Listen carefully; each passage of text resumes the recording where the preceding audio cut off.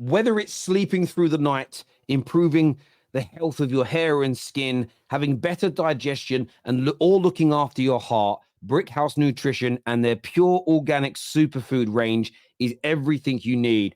I work long hours, 7 days a week, and this helps get me through all of that. It isn't just suitable for adults, so this can be given to your children. 1 scoop a day in a beverage of your choice to keep the whole family healthy.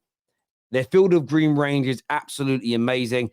As stated already, it's made from pure organic superfoods, no crud, no chemicals, no nonsense added, no synthetic chemicals, nothing that could damage your long-term health. Scan the QR code on the screen or click on the link in our description below.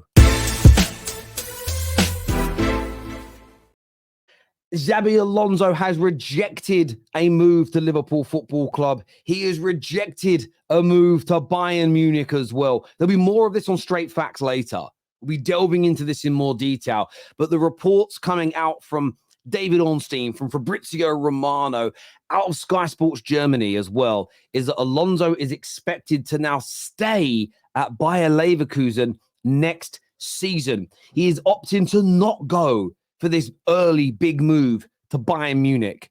He is opting to not replace Jurgen Klopp at Liverpool. And this could be very sensible. This could be very sensible with Bayern Munich under lots of pressure after underperforming. The expectation upon him, especially if he finishes this season invincible, is going to be absolutely astronomical. And trying to replace Jurgen Klopp, the best manager Liverpool have had in a generation or two, at this stage, you may be better off being the next guy and not the guy after the next guy, if that makes sense. But Liverpool fans, I want to understand your thoughts, your feelings, and your reaction to this news. A lot of Liverpool supporters for many weeks felt they were leading the race, they were going to get him. But in the last 2 to 3, the stories have started to change. These stories, by the way, were rejected. We got called liars and clickbaiters just for reporting that maybe he was swaying away from his decision to join Liverpool.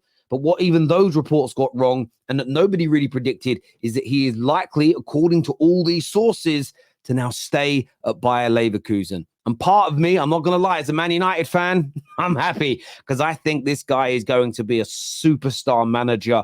The way he plays football, the quality that he gets out of his teams. I don't want to see it at Liverpool. I don't want to see it at a powerhouse like Bayern Munich. I'd love it at my club, Man United. Not going to happen, in my opinion. Definitely not this summer. But he will not be a Liverpool player, according to these sources.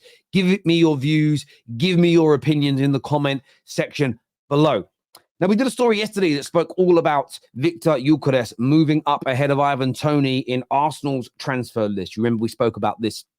Now, David Ornstein has now said that Arsenal are unlikely to sign Ivan Toney. At the same time, a list has been produced here, as you can see, of the top 3 targets, with Victor Gyökeres being there, Benjamin Šeško, and Alexander Isak, all being heavily linked to Arsenal. And another story, and another article, and another source that says no matter how advanced they got, no matter how likely, no matter how much Arsenal fancied and prioritized Ivan Toney, it now appears they have completely lost faith in that idea. Now, I don't think he's become a bad player, Ivan Toney. Arsenal fans lauded him for many years, and I understand that. I don't think he's become a bad player, but situations change, targets change, needs, necessities, desires change, new people emerge.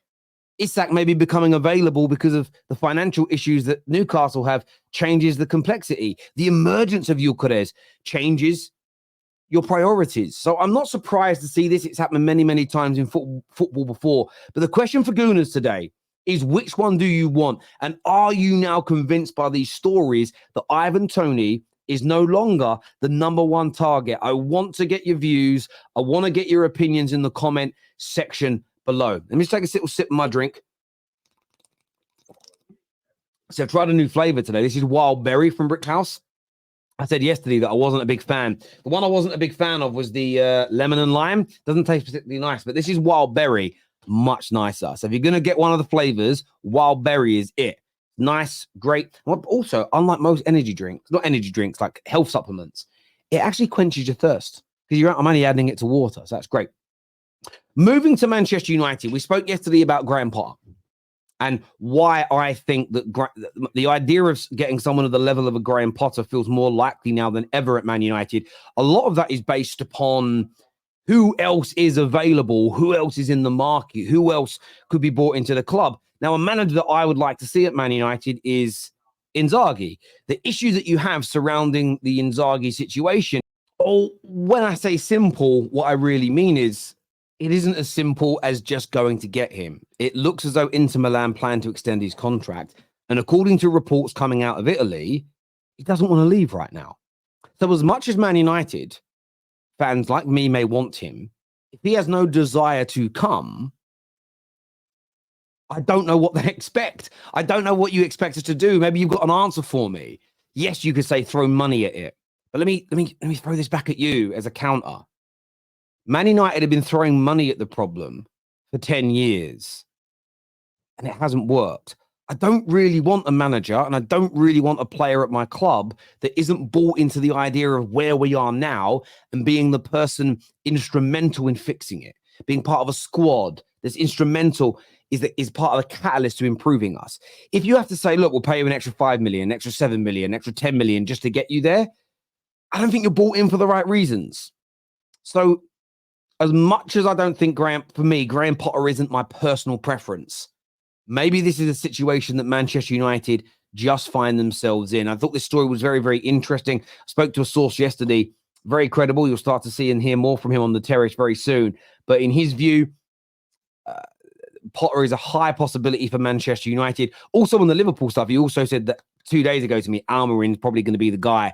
Those stories are going to start picking up very soon as well. But give me your thoughts and give me your feelings below, ladies and gentlemen. Now, staying with Manchester United, I want to move on to Marcus Rashford. I have been told this is highly credible. I've been told that Marcus Rashford leaving Old Trafford, leaving Manchester United this summer, there is a high chance it happens.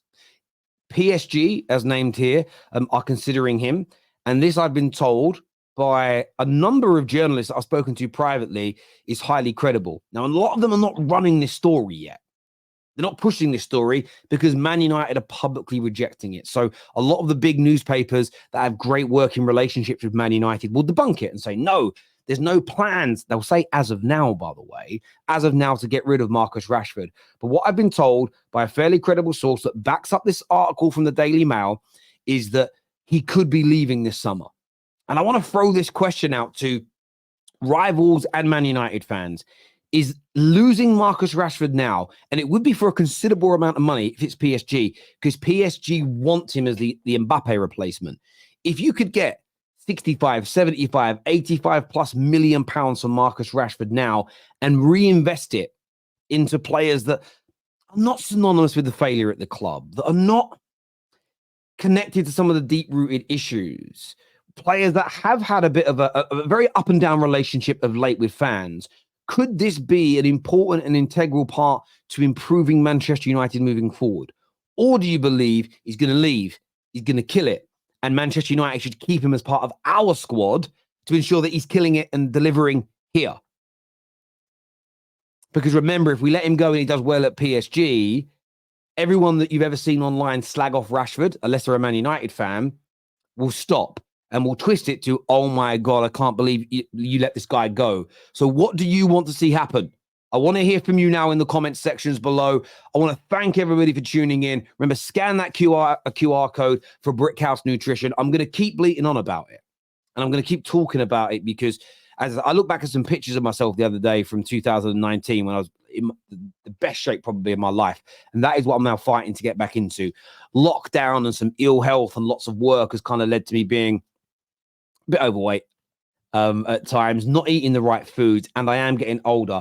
But the supplements of Field of Greens and Brickhouse Nutrition have pushed me so far in the right direction. It is unbelievable. Even on a bad day when I'm busy, drinking a couple of these just gives me all the nutrition that my body needs to ensure that I stay healthy, to ensure that I stay focused, to ensure that I get a good night's sleep, that I'm not feeling fat and lethargic and tired. Of course, you've got to eat the right foods. Of course, you've got to exercise as well. But this is an important part of my daily ritual. So I want you to check it out and see if you start to feel better as well.